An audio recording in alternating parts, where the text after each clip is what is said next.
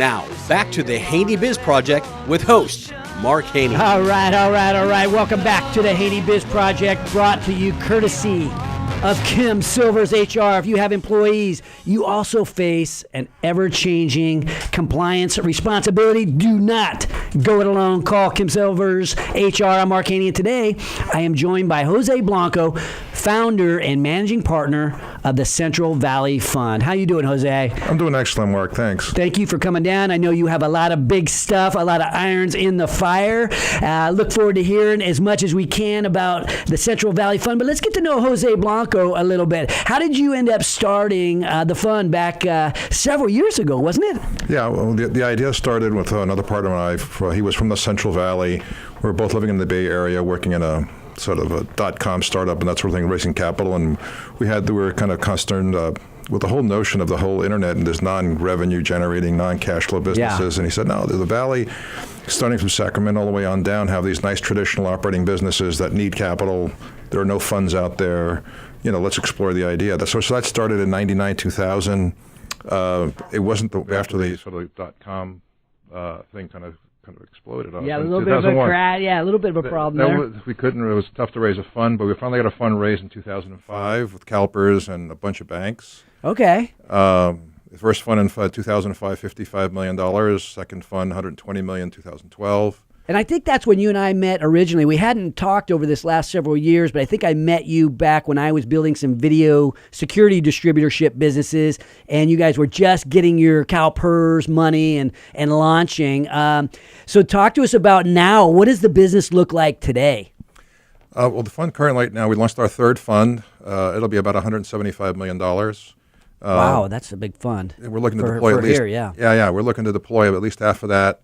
Sort of like, again, Sacramento, San Joaquin Valley, traditional businesses, sort of non-tech oriented. In other words, later stage tech companies are fine, but sort of the early stage, semiconductor software development is sort of not us. Right. But later stage businesses that are looking for some additional capital or, there's a generational change. Okay.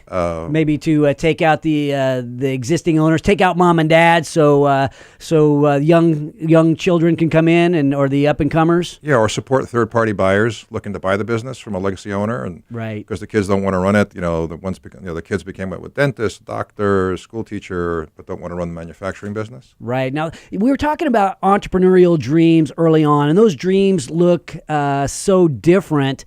What do you run into out there when you're talking to family businesses and they're trying to raise additional money to grow? What do those dreams look like? As you know, it's all about the entrepreneur and their ability to sort of cobble together sort of a business plan for themselves. So again, our fund, we probably look at a couple hundred opportunities a year. We maybe do 2% of those. Gotcha. Yeah. So there's probably, even to get into that pipeline, I would say they're all good ideas.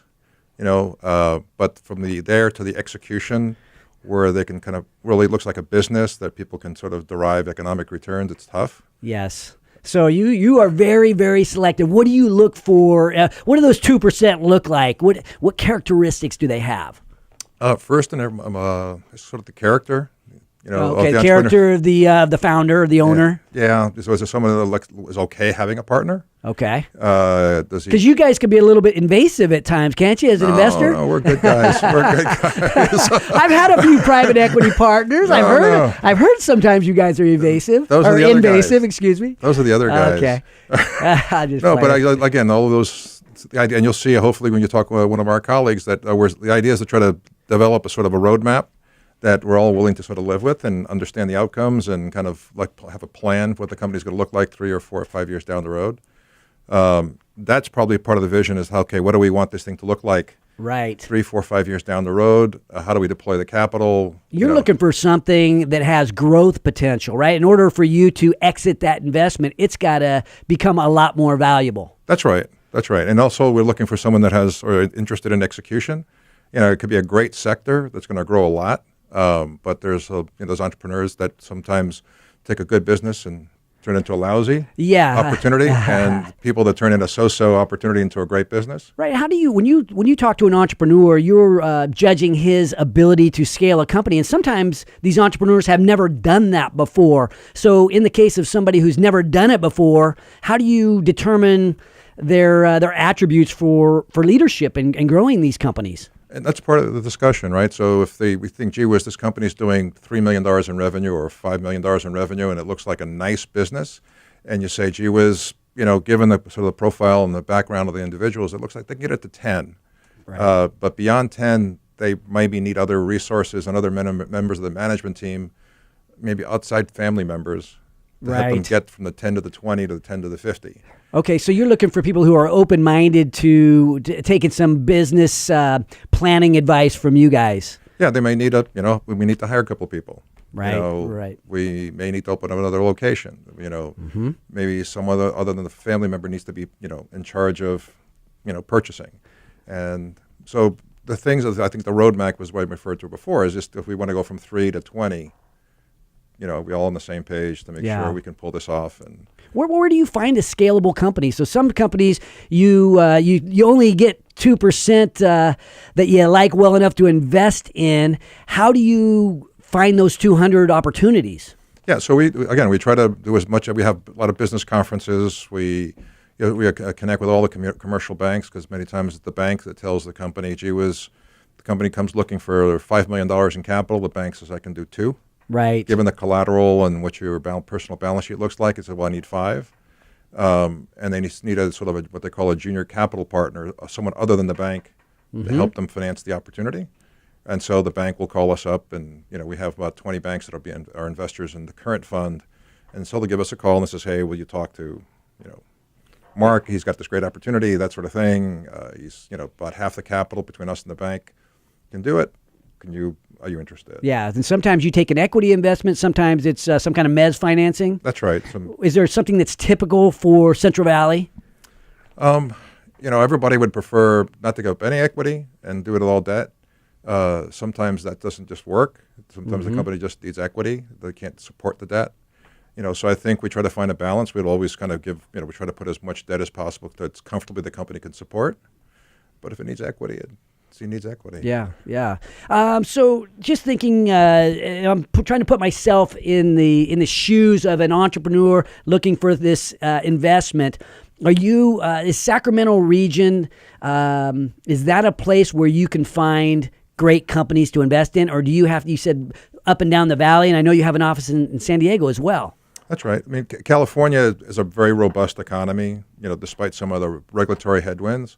But it's a very robust economy. So out of the 24 deals we've done 21 in California. Oh, okay. We've done maybe 10 within 2 or 3 hours of Sacramento, either Sacramento Metro or down to Stockton or a place like that. So it's very vibrant, and we've done maybe half a dozen deals right in the Sacramento Metro area, which have been great. They've turned out actually to be a very profitable opportunity. Any success stories right here in Sacramento? We invested in Bonnie Plumbing when the Bonnies were running Bonnie Plumbing about 10 years ago. Nice. Great operators, wonderful company, good leaders. I mean, it was an honor to work with the Bonnies. And we worked with the Thank you for silencing your cell phone, Jose. Sorry about that. That was my That was bad. some good music. I'm like, oh, we got some new theme music coming on. That actually sounded pretty good. Not as good as Revolution. We only have a minute left, so the Bonnie Plumbing story is awesome. We've had Alan Crick, the one of the guys that's on the new management team of Bonnie. But yeah, that's such a success story, and the Bonnies, from what I hear and from what they look like, just seem like the nicest people in the world. Yeah, that's like the sort of prototypical story of everyone that sort of did it right. They're very good people, treated their employees great to the community, participated, really wanted their customers to be extremely happy with them. So part of their success story when we looked at the company was the proportion of repeat customers. Yeah. So if you have 10,000 customers in a year, whatever, is needing their services, that next year, right, maybe 6,000 to 7,000, right, would have that Monty Plumbing magnet refrigerator. So advice to you entrepreneurs, get those repeat customers. That is so important. Any other closing thoughts, advice to entrepreneurs as they think about taking on investment capital from a fund like your fund, Jose? I mean, they should also do their due diligence on the funds. There's, you mentioned before some, situations that might have been bumpy, but there are a lot of guys that are great operators. Yes. With a lot of success stories, and it becomes very much a win-win for everybody to the extent the entrepreneur is willing to work and benefit from the experiences and the company building experiences that the private equity fund has had. And the private equity fund has a history of respecting and working closely and adding value. A lot of times the right private equity partner could actually add value with the right connections to customers, to key management. They can provide it in a way that really helps you to realize your dream.